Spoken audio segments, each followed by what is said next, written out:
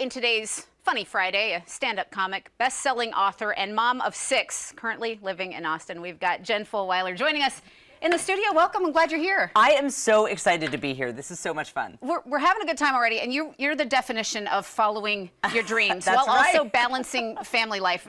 How does that work? Not well. Okay. I just got to be really honest about that. I have 6 kids, and just balancing following my own passions and building out a career, but then still being there for my family. It's probably more failure than success, but we work it out. You know, Yeah. you just got to partner with your family and figure it out. Well, and to pick up the conversation we were just having off camera, Yeah. you know, you've done some radio, you've done some things, but you always you found this stand-up to be a challenge that you wanted to take on. How did you pull it off?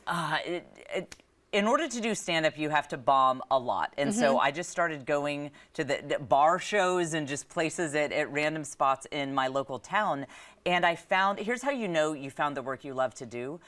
You love even the hardest parts of it. Yeah. And even when I would bomb, even when I would stand up there and people are like, you know, sitting there like this, like not laughing at all, I loved the challenge. And I thought, I think this work is definitely for me, that I don't mind this. And I still think it's fun even when it's not going perfectly. It's an opportunity to step up to the plate. And you know that you're not gonna knock it out every time, but it's thrilling to try. I love that phrase. That's a great way to put it. It's you love the trying part of it, even when you don't knock it out of the park. That's a great way to put it. So how many years has it been, I guess, when you started doing your comedy gigs to when you booked and started doing tours? How long have you been in it? About 6 years now. There was a little pandemic. You might have heard of that. That kind of stalled things out for a little while, yeah. But I actually quit my full-time job to follow my dream of doing stand-up in March of 2020. Perfect timing. Perfect timing. If anyone wants career advice from me, I'm right here. Yeah, but you pull it off because you booked your first tour, I read, with your personal credit card. You have your kids as managers, so at least you kind of have a raised up army of support behind you. They're little, but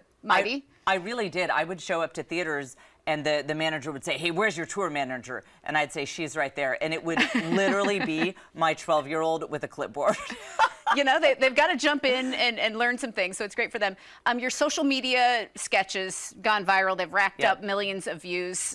What are they about? What's your material come from? A lot of my material is about, it's targeted at moms who, like me, they love being a mother. It's the best thing in their lives, but it's hard for them. And I like to give women permission to say, just because it's hard doesn't mean you don't love your family. And we can have fun with that, and we can laugh at ourselves and our imperfections. And so that's what I do in the social media sketches. I bet you tap into a lot of connections that way. I mean, people can relate here. Yes, I get a big response.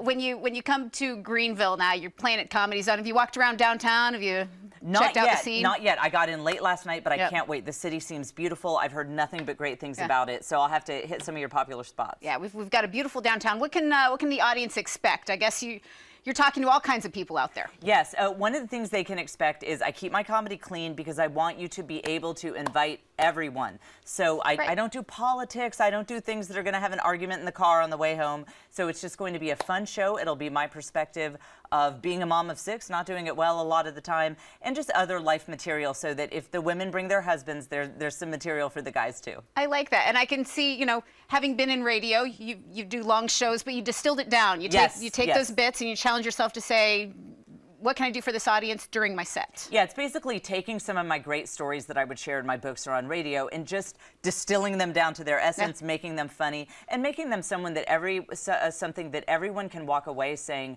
wow, I feel like I'm not alone. I can really relate to that. Absolutely. And then afterwards, do you bring your books there? Tell us about your book. I should bring my books. I don't, because I'm not that organized. I should. But yeah, I wrote books. I wrote a few different books, and they all are kind of on that theme of following your dreams and not seeing your family as an obstacle to that, but rather seeing your family as your partners in everyone in the family following their dreams. And if you can follow your dream to go tour as a stand-up comedian with your 6 kids, I don't think anybody else has a lot of excuses not to try. Hey, you can all do it. Everyone can do it. We've got the shows Comedy Zone through Sunday. Your shows are May 5th is now, so 7 and 9 o'clock tonight. Saturday is 6 and 9 p.m. Sunday, 7 p.m. show. Anything else you want people to know before we go? No, just show up, get ready to have a great time. The club is amazing, and I think we're going to have a blast. Absolutely. People can find you on social media or look for you, Jen Fulwiler. Thank you very much for being here. Thank you so much.